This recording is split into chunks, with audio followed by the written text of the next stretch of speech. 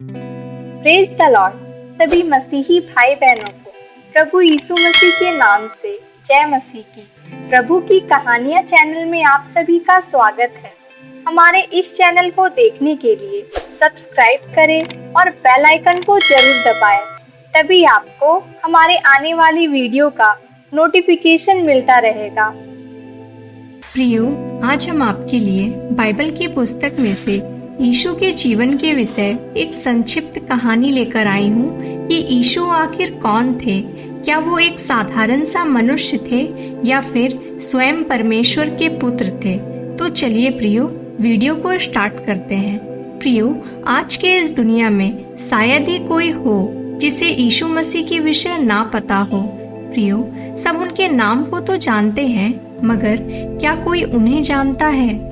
तो आज हम यीशु मसीह को संक्षिप्त में जानने की कोशिश करेंगे। तो प्रियो, हमारे प्रभु यीशु मसीह का जन्म एक कुंवारी कन्या के द्वारा यरूशलेम के बैतलहम नगर में हुआ। वे नासरत में पले बड़े, एक आम इंसानों के बीच, आम इंसानों की ही तरह, बिल्कुल आपकी और हमारी ही तरह।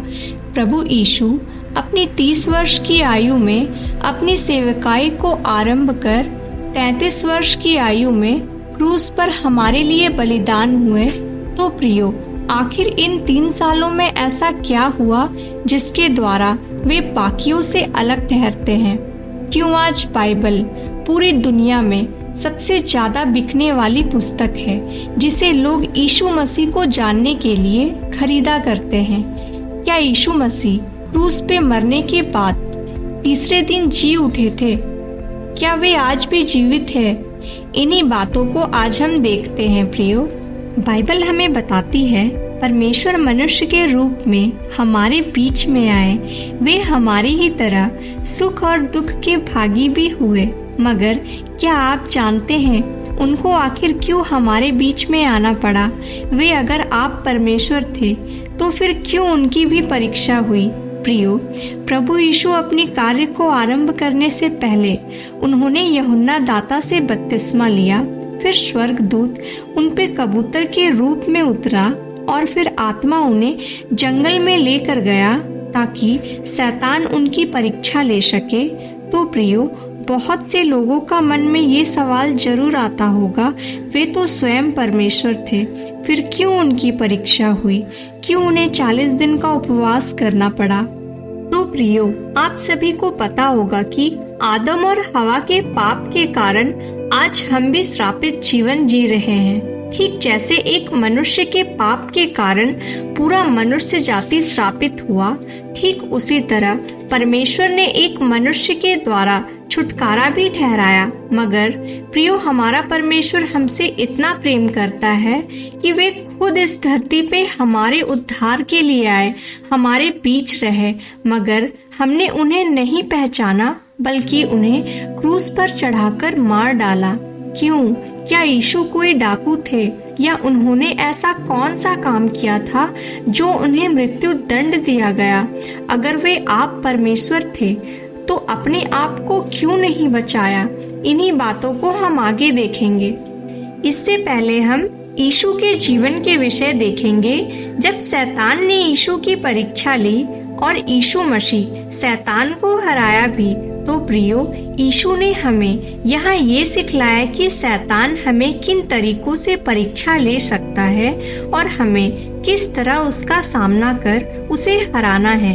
इन्हीं बातों को उन्होंने एक आम इंसानों की ही तरह हमें करके दिखलाया और हमें करने को प्रेरित भी किया।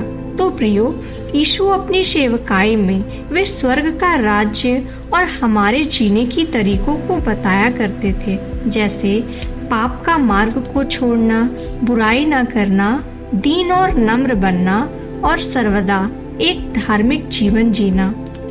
प्रभु यीशु हमें सर्वदा सांसारिक चीजों को छोड़ आत्मिक चीजों पर ध्यान देने की शिक्षा दिया करते थे और बहुत से सामर्थ्य के काम करते थे।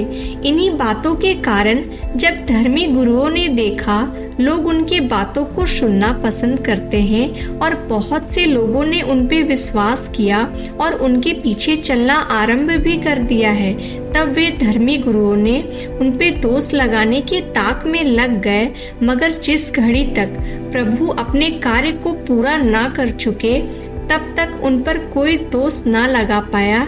जैसे हम देखते हैं, धर्मी गुरुओं ने यीशु पर दोष लगाने के उद्देश्य से उससे पूछा था, क्या हमें राजा को कर देना चाहिए? तब उस घड़ी यीशु जानता था वे किस विचार से ये प्रश्न पूछते हैं। तब उसने उन्हें उत्तर दिया, मेरे पास एक सिक्का लेकर आओ, और कहा, इस सिक्के पर किसका चित्र है? लोगों ने कहा, राजा का। तब यीशु ने कहा, जो राजा का है उसे राजा को दो, और जो परमेश्वर का है उसे परमेश्वर को दो। ये उत्तर सुनकर दोबारा धर्म गुरुओं ने उनसे प्रश्न नहीं पूछा। क्यों यीशु ने जो उत्तर उन्हें दिया, इसका विरोध वे चाहकर भी नहीं कर पाए। प्रभु यीशु मसीह आत्म राज्य की नींव रख रहे थे। कोई नहीं जानता था कि प्रभु यीशु मसीह दिखने में कैसे थे, मगर जो आज हम देखते हैं वे सारे कलाकृति के द्वारा तैयार किया गया है। यीशु ने कभी नहीं कहा कि मुझे पूजो, बल्कि उसने कहा, उस परमेश्वर की खोज में रहो जिसने तुम्हें बनाया और जो स्वर्ग और इस धरती का भी बनाने वाला है, क्योंकि वे मनुष्य के रूप में इस धरती पे आए थे। यदि हम यीशु की मूर्ति बनाकर उन्हें पूजते हैं तो क्या हम अपने परमेश्वर को प्रसन्न कर पाएंगे? क्योंकि प्रभु की दूसरी आज्ञा है, तुम किसी भी प्रकार का मूर्त की पूजा मत करना, क्योंकि ये परमेश्वर की दृष्टि में घृणित और पाप है।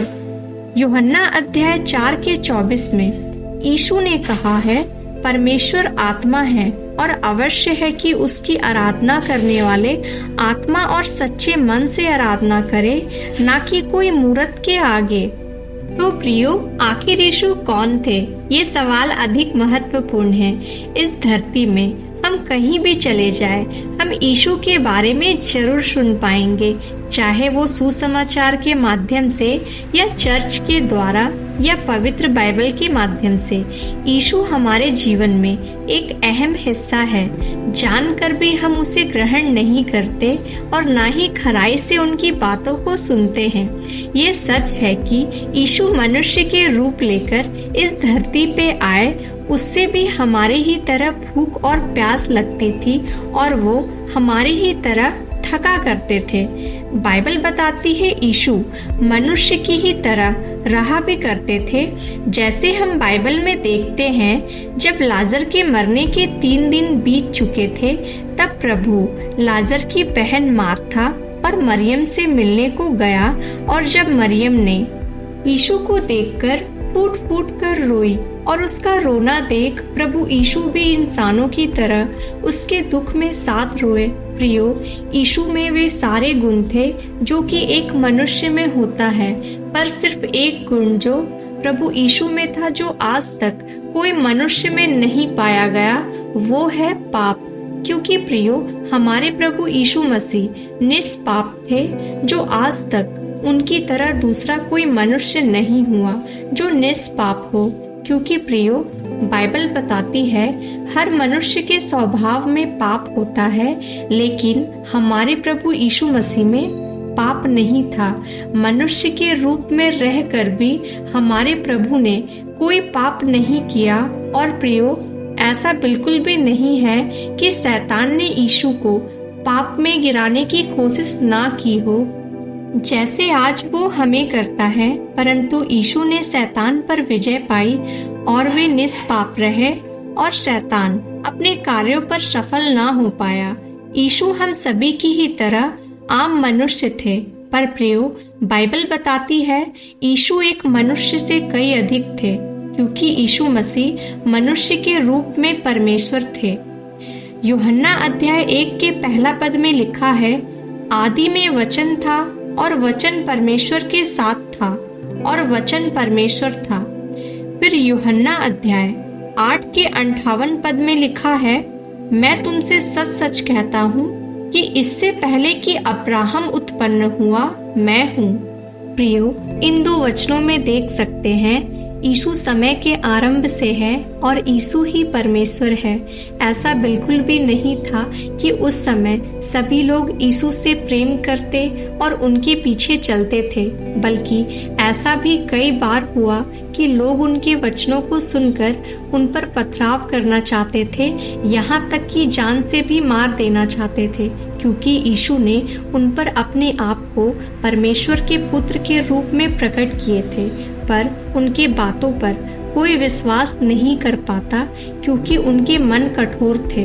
तो प्रियो, जब तक हम अपने आप को दीन और नम्र ना बनाए, हम प्रभु परमेश्वर की बातों को ग्रहण नहीं कर सकते, जैसा उस वक्त के लोगों के साथ हुआ और आज भी होता चला आ रहा है। जैसे कि मत्ती 16 अध्याय के 13 से 20 पद में लिखा है, यीशु ने अपने चेलों से पूछा, तुम मुझे क्या कहते हो? तब सिमोन पतरस ने उत्तर दिया, तू जीविते परमेश्वर का पुत्र मसीह है। तब यीशु ने उससे कहा, हे सिमोन, तू धन्य है, क्योंकि मांस और लहू ने नहीं, परंतु मेरे पिता ने जो स्वर्ग में है, ये बात तुझ पर प्रकट की है। तो प्रियो, यीशु ने अपने आप को अपने चेलों के बीच भी प्रकट किया कि वे परमेश्वर का पुत्र है, यानी वे खुद परमेश्वर है। प्रियो, हमें इन बातों को सर्वदा स्मरण रखनी चाहिए कि जब यीशु का इस धरती पे मनुष्य के रूप में जन्म हुआ, तब ये उनकी शुरुआत नहीं थी, क्योंकि वे तो सृष्टि के आरंभ से ही मौजूद है। और यीशु ने कहा है, आदि और अंत मैं ही हूँ, क्योंकि यीशु ही हमारा परमेश्वर है। यूहन्ना 1 अध्याय के 14 में लिखा है, और वचन देहधारी हुआ और अनुग्रह और सच्चाई से परिपूर्ण होकर हमारे बीच में डेरा किया, और हमने उसकी ऐसी महिमा देखी जैसे पिता के इकलौते की महिमा। तो प्रियो, हम देखते हैं परमेश्वर मनुष्य के रूप में आया और हमारे बीच में रहा। और प्रियो, जब आप यीशु के निकट आते हैं और उस पे विश्वास करते हैं कि यीशु ही हमारा परमेश्वर है, जो कि मनुष्य के शरीर में आए थे, यीशु के वचनों में जो शक्ति थी, वे परमेश्वर के अलावा किसी और में हो ही नहीं सकती थी। लूका अध्याय 6 के 29 में लिखा है, जो तेरे एक गाल पर थप्पड़ मारे, उसकी और दूसरा भी फेर दे। यानी यीशु ने हमें क्षमा करना सिखाया। यीशु ने हमें सिखाया हमें नफरत नहीं, बल्कि सबसे प्रेम के साथ रहना चाहिए। हमें किसी का बुरा नहीं, बल्कि उसके लिए प्रार्थना करनी चाहिए। यीशु ने हमें सिखाया शरीर की अभिलाषाओं से दूर रहकर आत्मिक अभिलाषा के पीछे भागना चाहिए, क्योंकि परमेश्वर तो मनों को जांचता है। मत्ती 5 अध्याय के 27 और 28 में लिखा है, तुम सुन चुके हो कि कहा गया था, व्यभिचार न करना, परंतु मैं तुमसे ये कहता हूँ कि जो कोई किसी स्त्री पर कुदृष्टि डाले, वे अपने मन में उससे व्यभिचार कर चुका। मत्ती 5 अध्याय के 21 और 22 में यीशु ने कहा, तुम सुन चुके हो कि पूर्व काल के लोगों से कहा गया था कि हत्या ना करना, और जो कोई हत्या करेगा वे कचहरी में दंड के योग्य होगा। परंतु मैं तुमसे ये कहता हूँ कि जो कोई अपने भाई पर क्रोध करेगा, वे कचहरी में दंड के योग्य होगा, और जो कोई अपने भाई को निकम्मा कहेगा, वह महासभा में दंड के योग्य होगा, और जो कोई कहे अरे मूर्ख, वह नरक की आग के दंड के योग्य होगा। यीशु ने हमें परमेश्वर के इन वचनों को हम पर प्रकट किया कि वे हमसे क्या चाहते हैं, कि हम कैसा जीवन जिए। पूरी दुनिया हमारी बाहरी रूप को देखती है, मगर हमारा परमेश्वर हमारे मनों को देखता है। इसलिए परमेश्वर चाहते हैं हम अपने पापों से मन फिराए और अपने शरीर को पाप करने से बचाए, क्योंकि हमारा शरीर ही परमेश्वर का मंदिर है। मनुष्य में जन्म से ही पाप होता है, जैसे भजन संहिता के 51 अध्याय के 5 में लिखा है, दाऊद ने कहा, देख मैं अधर्म के साथ उत्पन्न हुआ और पाप के साथ अपनी माता के गर्भ में पड़ा। मत्ती 15 अध्याय के 19 में यीशु ने कहा, बुरा विचार, हत्या, परस्त्रीगमन, व्यभिचार, चोरी, झूठी गवाही और निंदा मन से ही निकलती है। इसलिए यीशु ने कहा है, मैं तुमसे सच सच कहता हूँ, यदि कोई नए सिरे से ना जन्मे तो परमेश्वर के राज्य को नहीं देख सकता। प्रियो, इसी प्रकार की बहुत सी शिक्षा हमारे प्रभु अपने वचनों के द्वारा लोगों पर प्रकट किया करते थे, मगर कुछ धर्म गुरुओं ने योजना कर यीशु को क्रूस पर चढ़ा दिया और उन पर ये आरोप लगाया गया कि वे पापियों से प्रेम करते हैं और सब्त के दिन लोगों को चंगाई देते हैं, और जो सबसे बड़ा दोष कि यीशु अपने आप को परमेश्वर के पुत्र कहते हैं। प्रियो, बाइबल हमें बताती है, यीशु ने कहा, स्वर्ग और पृथ्वी का सारा अधिकार मुझे दिया गया है, जो आप मत्ती अध्याय 28 के 18 में पढ़ सकते हैं। प्रियो, यीशु ने लोगों के पापों को क्षमा किया क्योंकि ये अधिकार सिर्फ यीशु के पास था, ना कि किसी और भविष्यद्वक्ताओं के पास। बाइबल हमें दर्शाती है कि प्रभु यीशु की आज्ञा प्रकृति भी सुना करते थे। मत्ती 8 अध्याय के 23 से लेकर 27 तक आप पढ़ सकते हैं। जब वे नाव पर चढ़े तो उसके चेले उसके पीछे हो लिए। तब झील में एक तूफान आया। तब यीशु सो रहे थे। चेलों ने पास आकर उन्हें जगाया और कहा, हे प्रभु, हमें बचा, हम नाश हुए जाते हैं। तब यीशु ने कहा, हे अल्पविश्वासियों, क्यों डरते हो? तब फिर यीशु ने उठकर आंधी को डांटा और सब शांत हो गया। और लोग अचंबा करके कहने लगे, ये कैसा मनुष्य है कि आंधी और पानी भी उसकी आज्ञा माना करते हैं। प्रियो, क्योंकि यीशु ही सारी सृष्टि का रचयिता है, इस कारण ये सब उसके अधिकार में है। बाइबल हमें दर्शाती है, प्रभु यीशु का मृत्यु और बीमारी पर भी पूरा नियंत्रण है। यीशु ने अंधों को आंखें दी, यीशु ने गूंगों और बहरों को चंगा किया, यीशु ने कोढ़ियों को चंगाई दी और मुर्दों को भी जिलाया। यीशु ने ऐसे कितने चिन्ह दिखाए हैं जो सिर्फ परमेश्वर ही कर सकते हैं। प्रियो, ये अधिकार यीशु हमें भी देते हैं। ऐसा अधिकार परमेश्वर के अलावा हमें कौन दे सकता है? जब प्रभु यीशु को क्रूस पर चढ़ाया गया तब पूरे संसार में अंधेरा छा गया था और मंदिर का पर्दा ऊपर से नीचे तक फट गया था।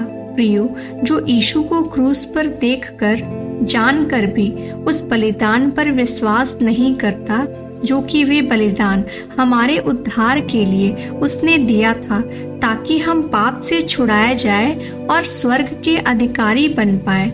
यीशु हमारे पापों के कारण बहुत कुछ सहे। उन्हें मारा गया, पीटा गया, उन पे थूका गया, उनके सिर पे कांटों का मुकुट पहनाया गया, उनका मजाक उड़ाया गया। सबने हंस हंस कर कहा, अगर तू सच में परमेश्वर का पुत्र है तो क्रूस पर से उतर आ और अपने आप को बचा। यीशु क्रूस पर पूरी तरह से लहूलुहान होकर भी हमारे लिए प्रार्थना करता रहा और कहा, मेरे पिता, इन्हें क्षमा कर, क्योंकि ये नहीं जानते कि ये क्या कर रहे हैं। और जैसा पहले से लिखा था ठीक वैसा ही हुआ। यीशु ने हमारे पापों के कारण अपने प्राणों को क्रूस पर त्याग दिए। यीशु ने मरने से पहले कहा था, पूरा हुआ। तो प्रियो, परमेश्वर ने जो मनुष्य के उद्धार के लिए जो योजना बनाई थी वो पूरा हुआ। अब जो कोई मनुष्य यीशु को अपना उद्धारकर्ता के रूप में ग्रहण करता है और उसकी आज्ञाओं को मानता है और ये विश्वास करता है कि यीशु ने मेरे पापों के लिए अपने आप को क्रूस पर चढ़ाया या यीशु ने मेरे पापों का दंड अपने ऊपर ले लिया, वे अपने पापों से छूट जाएगा। प्रियो, इस संसार में कोई दूसरा नहीं जिसने हमारे पापों के लिए इतना दर्द सहा हो और मारा भी गया हो। ये सिर्फ हमारा परमेश्वर ही हमारे लिए कर सकते हैं, जो कि ये दर्शाती है कि वे हमसे कितना प्रेम करते हैं। आज हमारे प्रभु यीशु के बलिदान के कारण ही हम परमेश्वर के निकट जा पाते हैं, क्योंकि हम कभी भी पाप की दशा में परमेश्वर के निकट जा ही नहीं पाते, क्योंकि प्रियो हमारा परमेश्वर पवित्र है और बिना बलिदान के हम अपने पाप से छूट नहीं सकते थे। इस कारण हमारे परमेश्वर ने खुद मनुष्य का रूप में इस धरती पे आकर हमारे पापों के उद्धार के लिए खुद को क्रूस पर चढ़ाकर बलिदान किए, ताकि हम उद्धार पा सके और परमेश्वर के साथ उसके राज्य में निवास कर सके। तो प्रियो, जिस तरह यीशु ने कहा था कि वह मरकर तीसरे दिन फिर जी उठेंगे, ठीक ऐसा ही हुआ। वो फिर जी उठे और आज भी जीवित है और हमेशा रहेंगे, क्योंकि यीशु ने कहा है, मेरे पास अधिकार है, जब चाहूँ अपने प्राणों को दे दूं और जब चाहूँ उसे वापस ले सकता हूँ। तो प्रियो, हमारे प्रभु यीशु ने हमें भी बहुत से अधिकार दिए हैं, वरन उससे भी ज्यादा जब हम उस पे विश्वास करें और उसकी आज्ञाओं को माने तो वह सारे अधिकार को प्राप्त कर सकता है। अब आप जान गए होंगे कि यीशु कौन थे। तो प्रियो, आशा करती हूँ इस कहानी के संक्षिप्त विवरण से आप जरूर यीशु के विषय जान पाए होंगे। परमेश्वर आपको पवित्र आत्मा से परिपूर्ण करे।